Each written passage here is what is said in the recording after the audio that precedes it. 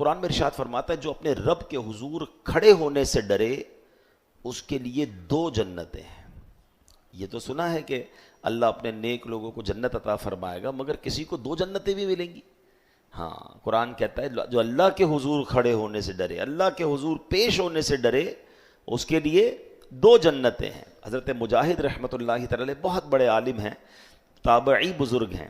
وہ اس آیت کے تحت مطلب بتاتے ہوئے فرماتے ہیں کوئی بندہ جب گناہ کا ارادہ کرے اور اللہ کے حضور کھڑے ہونا اسے یاد آ جائے اور خوف خدا کے سبب وہ گناہ چھوڑ دے، ارادہ ترک کر دے، ایسے خوش نصیب بندے کے لیے 2 جنتیں ہیں. ایک خوف خدا کے صلے میں اور ایک نفسانی خواہشات کو چھوڑنے کے بدلے میں، یعنی 2 جنتیں ملیں گی. گناہ کا ارادہ ہو گیا، موقع بھی مل گیا، اور بندہ اس لیے چھوڑ دے کہ بس اللہ کے بارگاہ میں کیا جواب دوں گا، رب ناراض ہو جائے گا. خوف خدا کی وجہ سے گناہ چھوڑنا، قرآن کہتا ہے وَلِمَنْ خَافَ مَقَامَ رَبِّهِ جَنَّتَانِ، اس کے لیے 2 جنت. اور جنت کیسی ہے؟ اسی صورت میں اللہ نے آگے جنت کو بھی بہت خوبصورت انداز سے ڈسکرائب کیا قرآن میں. ذواتا افنان، اور شاخوں والی ہیں، یعنی جنت میں پھلوں سے لدے ہوئے باغات ہیں اور ہر شاخ پر قسم قسم کے میوے لگے ہوئے ہیں. فیہما عینان تجریان، ان میں 2 چشمے بہہ رہے ہیں. یعنی جنتوں میں صاف اور میٹھے پانی کے 2 چشمے بہہ رہے ہیں. ایک چشمے کا نام تسنیم ہے اور ایک کا نام سلسبیل ہے.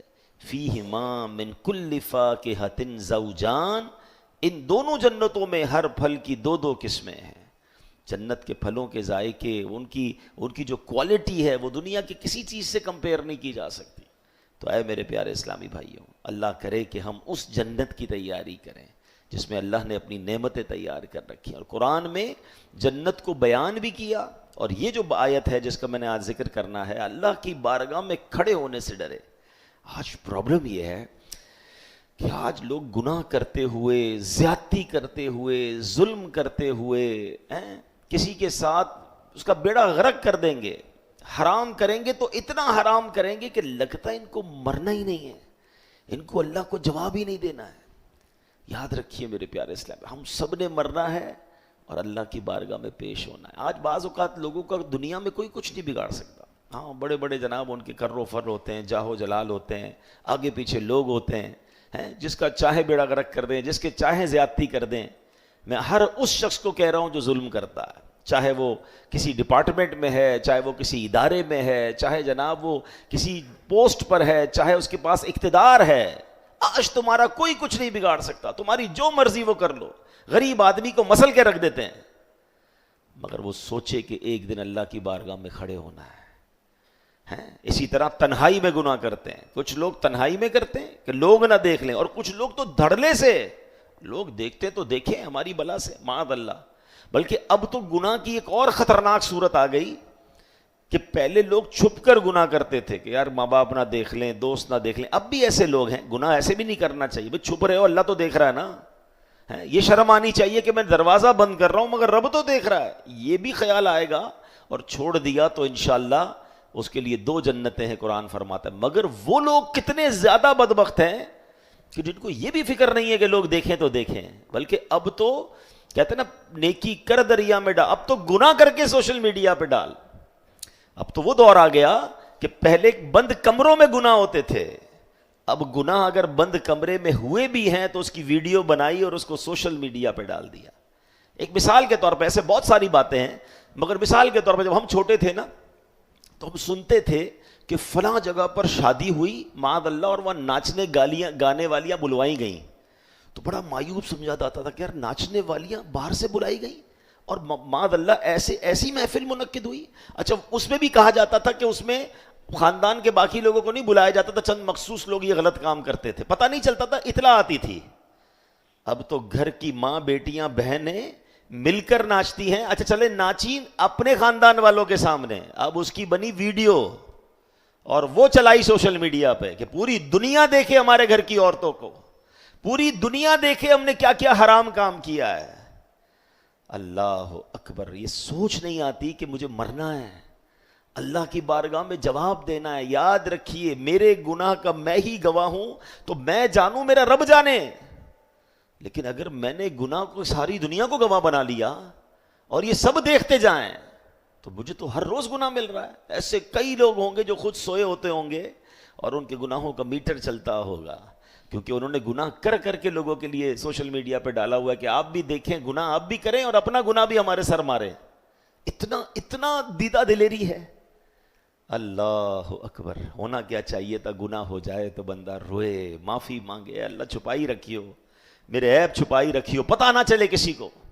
مگر اب تو یہ احساس ہی نہیں ہے کہ اب تو ایسا لگتا ہے پتہ نہ چلے تو غم ہوتا ہے کہ یار لوگوں کو بتائیں تو صحیح ہم نے کیا کیا کیا ہے. یہ قرآن کی آیت پھر سنیے, کاش یہ دل میں اثر کر جائے. اللہ کریم نے کیا فرمایا؟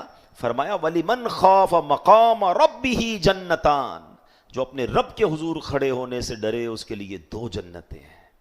مگر یہ خیال تو پیدا ہو کہ مجھے حاضر ہونا ہے, آج مجھے اور آپ کو کسی جج کے سامنے جانا پڑے, میری اور آپ کی کوئی کورٹ کی تاریخ ہو, اور اگر یہ کہہ دیا جائے کہ آج فیصلہ ہوگا, اس پیشی پر فیصلہ ہے, یا تو جیل ہوگی یا رہائی ہو جائے گی. بتاؤ اس پیشی میں کیا کیفیت ہوگی؟ رات نیند نہیں آئے گی.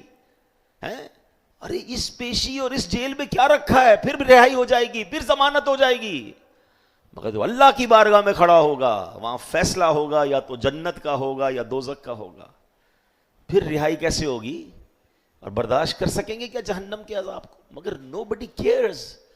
واقعی ایسا انداز ہوتا ہے جینے کا جیسے مرنا ہی نہیں ہے, مجھے کہیں جواب ہی نہیں دینا. نہ کریں ایسا, اللہ کرے یہ خوف نصیب ہو جائے. اب ذرا غور سے سنیے گا, حضرت عمر رضی اللہ تعالیٰ عنہ کا دور ہے, اور کیا ہوا تھا ذرا سنیے گا. ایک نوجوان بڑا متقی اور پرہیزگار تھا. حضرت عمر بھی اس کی عبادت گزاری دیکھ کر حیران رہا کرتے تھے. نوجوان ہے مگر کمال کا عبادت گزار تھا. اور جب وہ نوجوان عشاء پڑھ کر گھر جاتا نا رات کو, تو راستے میں ایک خوبصورت عورت اس کو ملتی تھی روزانہ, اور اسے اپنی طرف بلاتی, گناہوں کی طرف بلاتی. وہ بالکل توجہ نہ کرتا, نگاہیں نیچی کرتا اور نکل جاتا. ایک دن جب وہ گزر رہا تھا تو عورت نے اس کو اپنی طرف بلایا. اب نوجوان کا دل بھی مائل ہو گیا, شیطان تھا نا, اس نے حملہ کیا اس پر. جیسے ہی وہ عورت کے قریب پہنچا اسے اللہ کا یہ فرمان یاد آیا. اب بات یہ, قرآن پڑھا ہوا ہو, حدیثیں پڑھی ہوئی ہو, دل میں پاکیزگی ہو, تو اس موقع پر کچھ یاد آئے گا نا. جو پڑھائی صبح سے شام تک بری صحبتوں میں ہے, فلمیں, ڈرامے, گانے باجے, شراب کی محفلیں, اس کو کیسے یاد آئے گا؟ یہ نوجوان نیک تھا, چلا گیا گناہ کی طرف. کیا یاد آیا کہ اللہ قرآن میں فرماتا ہے ان الذین اتقوا اذا مسهم طائف من الشیطان تذکروا فاذا هم مبصرون. اللہ قرآن میں فرماتا ہے بے شک پرہیزگاروں کو جب شیطان کی طرف سے کوئی خیال آتا ہے تو وہ فوراً حکم خدا یاد کرتے ہیں, پھر اسی وقت ان کی آنکھیں کھل جاتی ہیں. شیطان حملہ کر بھی دینا نیک پر, اگر واقعی پرہیزگار ہے تو اللہ کا حکم یاد آ جائے گا اسے اور وہ بچ جائے گا. اب اس بندے کو جب یہ یاد آیا کہ میں کیا کرنے لگا تھا, میں تو چل پڑا تھا گناہ کی طرف, اس پر ایسا اللہ پاک کا خوف غالب ہوا کہ وہ بے ہوش ہو گیا, زمین پر گر گیا. اتنا خوف. جب بہت دیر تک گھر نہیں پہنچا تو اس کا بوڑھا والد تلاش کرنے کے لیے نکلا, تو دیکھا کہ نوجوان تو کہیں بے ہوش پڑا ہے. اسے اٹھایا, اس کو ہوش آیا. نوجوان سے پوچھا کیا معاملہ ہوا تھا, کیسے بے ہوش ہو گئے؟ اس نوجوان نے شرمندہ ہو کر اپنے والد کو پھر یہ واقعہ سنایا کہ میرے ساتھ ایسا ہوا. مگر جب یہ واقعہ سنایا دوبارہ آیت کریمہ پڑھی یہ والی, ایسا خوف خدا دل پر طاری ہوا کہ چیخ ماری اور اس کی روح ہی اس کی جسم سے نکل گئی. اسی خوف خدا میں انتقال ہو گیا. حضرت عمر کو سارا واقعہ پتہ چلا رضی اللہ تعالیٰ. آپ جنازہ پڑھانے پہنچے, اور جب جنازے پر پہنچے اس کی قبر پر آئے تو آپ نے, بلکہ اس بندے کا جب انتقال ہوا تو رات کو ہی غسل کفن دے کر دفنا دیا گیا. حضرت عمر کو دوسرے دن پتہ چلا کہ وہ بندہ جو نوجوان تھا اس کے ساتھ یہ واقعہ ہوا اور خوف خدا کے عالم میں اس کا انتقال ہو گیا. آپ اس کی قبر پر گئے اور قبر پر جا کر یہ آیت پڑھی وَلِمَنْ خَافَ مَقَامَ رَبِّهِ جَنَّتَانِ, اور جو اپنے رب کے حضور کھڑے ہونے سے ڈرے تو اس کے لیے 2 جنتیں ہیں. پتہ ہے کیا ہوا؟ اس کی قبر سے آواز آتی ہے اے امیر المومنین, بے شک میرے رب نے مجھے 2 جنتیں عطا فرما دی ہیں. ہائے ہائے ہائے, یہ ہے اللہ کا خوف, یہ ہے رب کی بارگاہ میں پیش ہونے کی فکر. اس نے حرام چھوڑا کہ اللہ دیکھ رہا ہے, اللہ نے اسے 2 جنتیں عطا فرما دی. ادھر تو ڈھونڈ کے حرام کرنا ہے, ادھر تو تلاش کرتے ہیں لوگ کہ بتاؤ کدھر کون سا حرام کام ہو رہا ہے، کون سے ملک میں آسان ہے، کون سے علاقے میں آسان ہے، کدھر جائیں گے تو زیادہ معاذ اللہ انجوائے کریں گے، سوچتے نہیں کہ میں جدھر بھی چلا جاؤں میرا رب تو دیکھ رہا ہے نا، میں اللہ سے تو نہیں چھپ سکتا. نہ کریں ایسا. میرے پیارے اسلامی بھائیوں، مبارک رات آنے والی ہے جب میرے اور آپ کے اعمال نامے اللہ کی بارگاہ میں پیش ہوں گے. ہمیں اس سے پہلے توبہ کرنی ہے، اللہ کو راضی کرنا ہے، سچی دوستی کرنی ہے. پھر دیکھیں کہ جب ایسا خوف خدا نصیب ہو گیا نا تو پھر انشاءاللہ آخرت میں بھی وارے نیارے ہیں. اے میرے پیارے اسلامی بھائیوں، حضرت کعب الاحبار رضی اللہ تعالیٰ سے روایت ہے کہ جنت میں زمرد اور موتی سے بنا ہوا عظیم الشان ایک محل ہے. اس میں 70,000 گھر ہیں، ہر گھر میں 70,000 کمرے ہیں. اس عظیم الشان گھر میں کون رہیں گے؟ فرمایا انبیاء کرام ہوں گے، صدیقین ہوں گے، شہید ہوں گے، انصاف کرنے والے بادشاہ ہوں گے، اور وہ شخص ہوگا جو محکم ہوگا. تو عرض کی گئی حضور محکم کون ہے؟ اب دیکھیں نا، انبیاء، صدیقین، شہداء، ہم ان میں سے تو ابھی فی الحال نہیں ہیں، مطلب نبی تو اب تو کوئی نبی نہیں آئے گا، صدیقین تو بہت اونچا درجہ ہے، شہید پتہ نہیں ہم ہوتے نہیں ہوتے، لیکن محکم ہوں گے. کہ حضور محکم کون ہوں گے؟ فرمایا وہ شخص جسے حرام کام کی دعوت دی جائے مگر وہ خوف خدا کے سبب اس حرام کام سے رک جائے. موقع ملے اور رک جائے تو اللہ نے جنت میں کیسا محل تیار کر رہا ہے جہاں انبیاء اور صدیقین اور شہداء رہیں گے. اے میرے پیارے اسلامی بھائیو، تھوڑی سی زندگی ہے، رک جائیں، سوچیں. یہ تھوڑی دیر کا لطف ہے. جتنے بھی گناہ ہیں نا، جتنے بھی گناہ ہیں دنیا میں، سب کی جو لطف ہے اگر ہے تو تھوڑی دیر کا ہے، اس کے بعد صرف سزا ہے، عذاب ہے، جواب دینا. ایک کمال کا میں آپ کو جملہ سناتا ہوں. ایک بزرگ جو ہیں وہ بڑی کمال کی بات فرماتا ہے، اس کو یاد کر لیں. وہ کہتے کبھی بھی لذت کے لیے گناہ مت کرنا، انجوائمنٹ کے لیے گناہ مت کرنا، کیونکہ انجوائمنٹ ختم ہو جائے گی اس کا عذاب باقی رہ جائے گا. تھوڑی دیر کی انجوائمنٹ ہے نا، جو شراب پیتا ہے، معاذ اللہ فلمیں، ڈرامے، گانے باجے، بے حیائی کی محفلیں، تاش، جوا، جو بھی غلط کام ہے، تھوڑی دیر کی گناہ، تھوڑی دیر کی لذت وہ ختم، اس کے بعد گناہ باقی ہے، عذاب باقی ہے، پنشمنٹ باقی ہے. اگلا جملہ بڑا پیارا ہے، فرماتے کبھی بھی مشقت کی وجہ سے، ڈیفیکلٹی کی وجہ سے نیکی مت چھوڑنا، کیونکہ ڈیفیکلٹی ختم ہو جائے گی، اجر باقی رہ جائے گا. ہے نا؟ اب فجر کے لیے اٹھنا ڈیفیکلٹی ہے، مگر آپ اٹھ گئے، وضو کر لیا، نماز پڑھ لی، ڈیفیکلٹی ختم. سونا تو پھر سو جائیں، مگر ثواب باقی ہے، اجر باقی ہے. تو جب بھی آپ نیکی کریں اور آپ کو ڈیفیکلٹی محسوس ہونا، آپ کہیں یار یہ تھوڑی دیر کی مشکل ہے، کر ڈالو، مشکل ختم ہو جائے گی، ثواب باقی رہ جائے گا. اور جب گناہ کا جی چاہے، کاش یہ خیال آ جائے کہ یار تھوڑی دیر کی تو لذت ہے، لذت تو ختم ہو جائے گی، مگر پھر اس کا جو عذاب ہے، اس کی پنشمنٹ ہے، میں کیسے جواب دوں گا اللہ کی بارگاہ میں. اور ایک اور بڑی کمال کی بات کہ سرکار دو عالم علیہ الصلوۃ والسلام کے کمال کی حدیث سنیے گا، انک لن تدع شیئا اتقاء اللہ الا اعطاک اللہ خیرا منہ. یہ بہت کمال کی حدیث ہے، اتنا دلاسا دیتی ہے. آقا فرماتے ہیں اگر تم اللہ پاک کے خوف سے کچھ چھوڑو گے تو اللہ پاک تمہیں اس سے بہتر عطا فرمائے گا. ہاں، اس کو یاد کر لیجئے. آپ چھوڑ دیں اللہ کے لیے، آپ یہ نہ سوچے چلا گیا، اللہ اس سے بہتر دے گا. دنیا میں جو لوگ کہتے ہیں یار سود میں بڑا نفع ہے، بڑا بڑا جھوٹ بول کے، جناب حرام کما کے، رشوت کا کام کر کے، ہیں کسی پہ زیادتی کر کے، چوری کر کے، ڈاکہ کر کے بڑے پیسے بن جاتے ہیں، تم اسے چھوڑ دو، اللہ تمہیں اس سے بہتر عطا فرمائے گا. حدیث میں نبی پاک نے وعدہ فرمایا، اور ہم نے دیکھا حرام جو چھوڑتے ہیں اللہ انہیں حلال میں اور برکت عطا فرما دیتا ہے. اور صرف یہ پیسے میں نہیں ہے، کسی بھی چیز میں.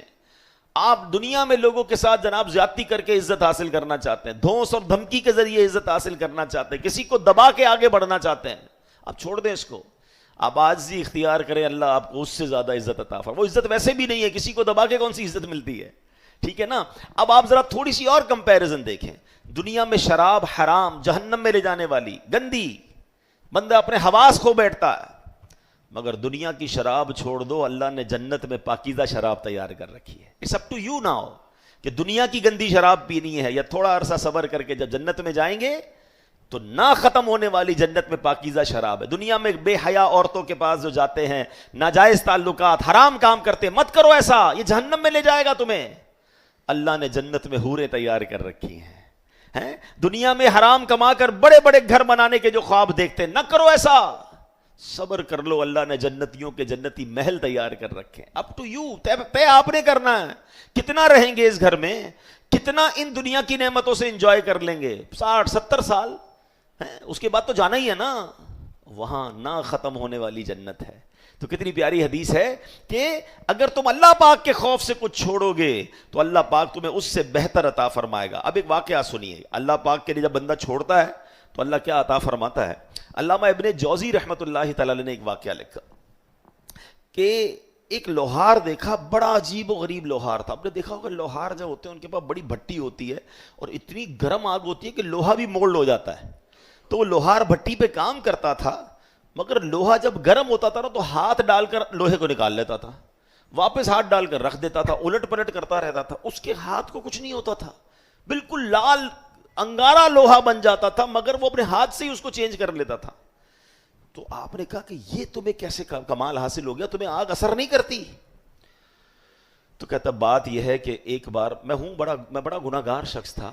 ایک بار ایک عورت میرے پاس آئی، حسین عورت تھی. اس بیچاری نے مدد کا سوال کیا، غریب تھی. تو میری نگاہ بہک گئی. میں نے کہا پیسے تو دے دوں گا مگر تمہیں میرے ساتھ غلط کام کرنا پڑے گا. وہ عورت روتی ہوئی چلی گئی.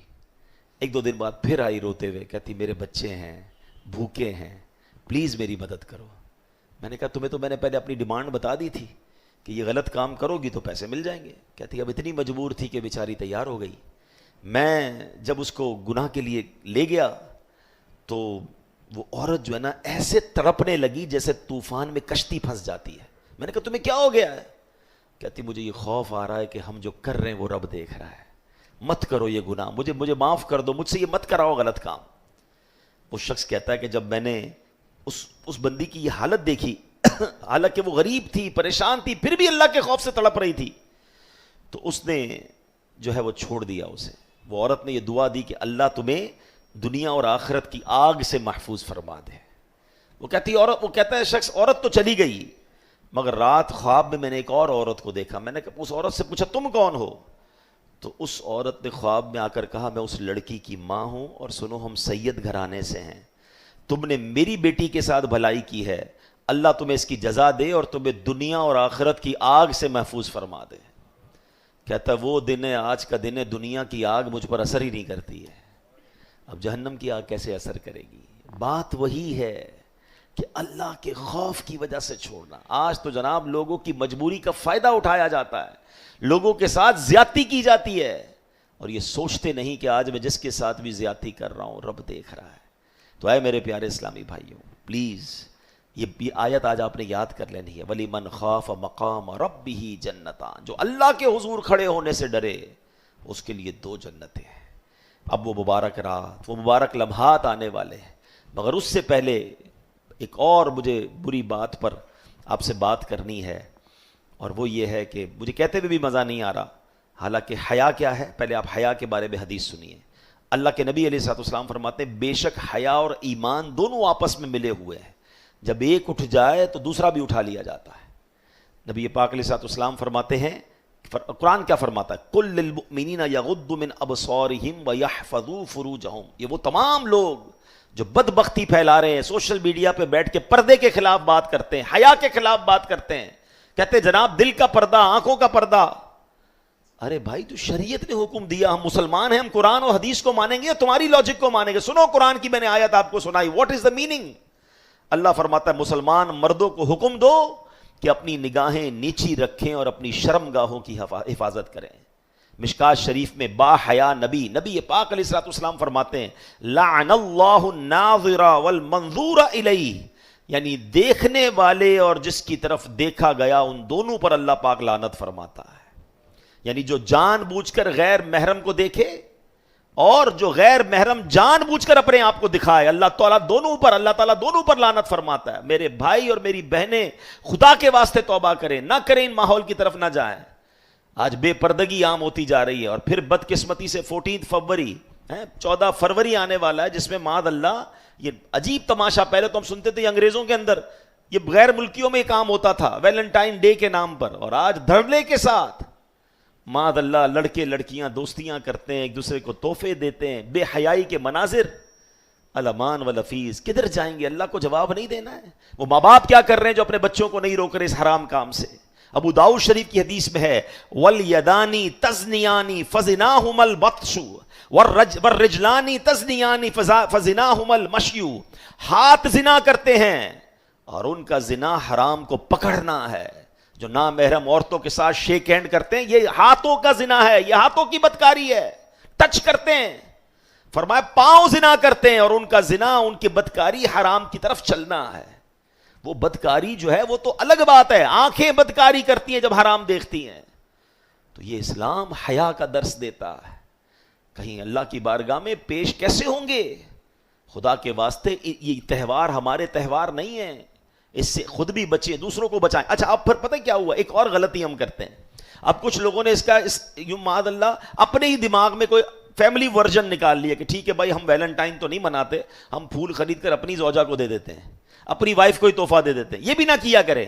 کیوں؟ آپ باقی پورا سال دینا, کس نے منع کیا ہے؟ یہ اس دن کو منانا. حدیث پاک سنیے, من کثر سواد قوم فہو منہم, جس نے کسی قوم کی تعداد بڑھائی وہ انہی میں سے ہے. اسی دن یہ کام کیوں کرنا ہے؟ اچھا آپ کہیں پھول خریدنے جا رہے ہیں, آپ بے شک اپنی وائف کے لیے لے جا رہے ہیں, پھول خریدنے والے اور دیکھنے والے کیا سمجھیں گے کہ پتہ نہیں کہاں جا رہا ہے, یہ بھی اس کام میں لگا ہوا ہے. نیک نمازی آدمی یہ بھی یہ کام کر رہا ہے. مومن کے لیے, مسلمانوں کے لیے ضروری ہے اتقوا مواضعتہم, یعنی تہمت کی جگہ سے بچو. ایسے کام بھی مت کرو کہ لوگ تمہیں تہمت لگائیں. خدا کے واسطے ہم مسلمان ہیں, ہم با حیا نبی کے امتی ہیں, ہم تو اس خاتون جنت کے ماننے والے. اللہ کرے ہماری گھر کی خواتین بی بی فاطمہ کی اس چادر کی حیا کا درس لیں کہ ان کے پردے کا عالم یہ ہے. دنیا میں تو پردہ رہا, قیامت کے دن کیا ہوگا کہ جب بی بی فاطمہ خاتون جنت پل صراط سے گزریں گی تو اعلان ہوگا کہ تمام اہل محشر اپنی نگاہیں نیچی کریں, خاتون جنت کی سواری گزرنے والی ہے. ایک طرف تو کہتے ہیں میں پنجتن کا غلام ہوں, ایک طرف کہتے ہیں میں نبی پاک کا غلام امتی, اور بے حیائی ایسی. ہماری شادیوں میں جو بے حیائی ہے, ہمارے گھروں میں جو بے پردگی ہے, خدا کے واسطے ہم با حیا ہیں, ہم با حیا قوم ہیں. ہمارا اسلام حیا سکھاتا ہے اور حیا ایمان سے ہے. تو خدا کے واسطے بالخصوص چونکہ یہ دن آنے والا ہے تو ویلنٹائن کے حوالے سے مسلمانوں کی کوئی اس میں اپیرنس, کوئی کردار, کسی قسم کا کوئی اس میں حصہ نہیں ہونا چاہیے. ہم بلکہ اس دن تو مزید با حیا دن منائیں. ہم خاتون جنت کی باتیں اپنے گھر میں کریں, ہم نبی پاک کی نیچی نگاہوں کی باتیں کریں, نیچی نظروں کی شرم و حیا پر درود, اونچی بینی کی رفعت پہ لاکھوں سلام. یاد رکھیے گا یہ بے حیائی جتنی بڑھتی جائے گی اتنے ہمارے معاشرے کو اور برباد کرتی چلی جائے گی. اب آتے ہیں آخری بات مجھے جو کرنی تھی کہ شب برات آنے والی ہے, اور جیسے ہم نے حدیث شروع میں سنی کہ اس رات ہمارے اعمال اللہ کی بارگاہ میں پیش کیے جائیں گے. تو اس رات قبیلہ بنی کلب کی بکریوں کے بالوں کی تعداد کے مطابق نبی پاک فرماتے ہیں گناہ گار جہنم سے آزاد کر دیے جاتے ہیں. میں اور آپ اپنے سر کے بال نہیں گن سکتے, ایک بکری کے بال کیسے گنے, لیکن فرمایا قبیلہ بنی کلب کی بکریاں. علماء کہتے ہیں سب سے زیادہ عرب میں جو قبیلہ بکریاں پالا کرتا تھا نا وہ قبیلہ بنی کلب تھا. تو اس کا مطلب کروڑا کروڑ بخشے جائیں گے. اور یہ رات یہ لکھ دیا جائے گا کہ اگلے سال کس نے عمرے پہ جانا ہے, حج پہ جانا ہے, مکے مدینے جانا ہے, کس نے دنیا سے چلے جانا ہے, کس کو کتنا رزق دیا جائے گا. بڑی نازک رات ہے, فیصلوں کی رات ہے. میری اور آپ کی رپورٹ اللہ کی بارگاہ میں جانی ہے. بہت سارے لوگ بزنس مین یہاں بیٹھے ہیں, ہماری آڈٹ رپورٹ بننی ہو, ہماری ٹیکس رپورٹ بننی ہو, تو ہم کیا کرتے ہیں یار صحیح بننی چاہیے ورنہ کہیں ہے کوئی چلان نہ آ جائے, کوئی ہم پر ایکشن نہ ہو جائے. پورے سال کے نامہ اعمال اللہ کی بارگاہ میں جانے ہیں تو پہلے توبہ کر لیں. اور یہ جو آخری دن ہے نا یہ خوب عبادت میں, رمضان یہ سجدوں میں, ہو سکے تو نفلی روزوں میں گزاریں. اور الحمدللہ اہل سنت کا معمول بھی ہے, ہمارے امیر اہل سنت دعوت اسلامی کے بانی بڑا پیارا طریقہ بتاتے ہیں کہ 14 شعبان اور 15 شعبان دونوں دن روزہ رکھ لے بندہ. تو اس سے کیا ہوگا, 14 ہمارے نامہ اعمال کا آخری دن ہے, یہ بھی روزے سے ہو جائے گا. 15 شعبان پہلا دن ہے, وہ بھی روزے سے ہو جائے گا. کوشش کریں 14 شعبان کو عصر سے ہی مسجد میں آ جائیں, کیونکہ یہ جو عصر سے مغرب کا ٹائم ہے نا یہ ہمارا نامہ اعمال کے آخری لمحات ہیں, وہ بھی اللہ کے گھر میں گزریں. اور پھر مغرب کے بعد ماشاءاللہ اس مسجد میں بھی ہوگا اور پوری دنیا میں دعوت اسلامی کی مساجد میں ہوتا ہے, عاشقان رسول کی مساجد میں ہوتا ہے. 6 نوافل ہم پڑھتے ہیں, تو آپ یہاں آ جائیں گے جو یہاں والے ہیں, ورنہ جہاں آپ کے لیے آسانی ہو عصر سے مسجد میں چلے جائیں. افطار مسجد میں ہی کریں, اعتکاف کی نیت کے ساتھ. پھر مغرب کے بعد 6 نوافل پڑھے جائیں گے. پھر 3 بار سورہ یاسین کی تلاوت ہوگی. جو ایک بار سورہ یاسین پڑھے اسے 10 قرآن پاک کا ثواب ملتا ہے. تو ابھی سال شروع ہوگا اور شروع ہوتے ہی 30 قرآن پاک کا ثواب بھی مل جائے گا انشاءاللہ. پھر اس کے بعد آپ وہ رات عبادت میں گزاریں, گھومنے پھرنے میں نہیں. معاذ اللہ دیکھیں اس میں بھی شیطان نے شیطانی کام ڈال دی. لوگ پٹاخے اور پتہ نہیں آتش بازیاں کر رہے ہو. بھائی یہ رات معافی مانگنے کی, اللہ سے توبہ کرنے کی, مغفرت کی رات ہے. تو الحمدللہ ہماری اس مسجد میں بھی انشاءاللہ 11 بجے شب برات کو صلاۃ التسبیح کی جماعت ہوگی. 11:30 بجے بیان ہوگا انشاءاللہ. میری بھی حاضری ہوگی. آپ یہاں رات بھی گزاریں. آپ کو مزید اس رات کے بارے میں ہم اس رات کو بتائیں گے. وہ رات ہو سکے تو قبرستان بھی جائیں کہ یہ بھی ایک اچھا عمل ہے, اور اپنی قبر و آخرت کو یاد کریں. پھر 15 شعبان کا بھی روزہ رکھیں. اللہ کریم یہ رات ہم سب کے لیے مغفرت کی رات بنائے, رحمت کی رات بنائے. اور پھر شب برات کے بعد کی جو زندگی ہے, کیونکہ کچھ دنوں کے بعد پھر رحمت والا مہینہ بھی آنے والا ہے, اللہ بس پھر ہمیں نمازی بنا دے, گناہوں سے توبہ کرنے والا بنا دے, اور پورا رمضان روزے رکھنے والا, تراویح پڑھنے والا بنائے. رمضان ہمیں صحت کے ساتھ, عافیت کے ساتھ, نیکیوں کے ساتھ گزارنے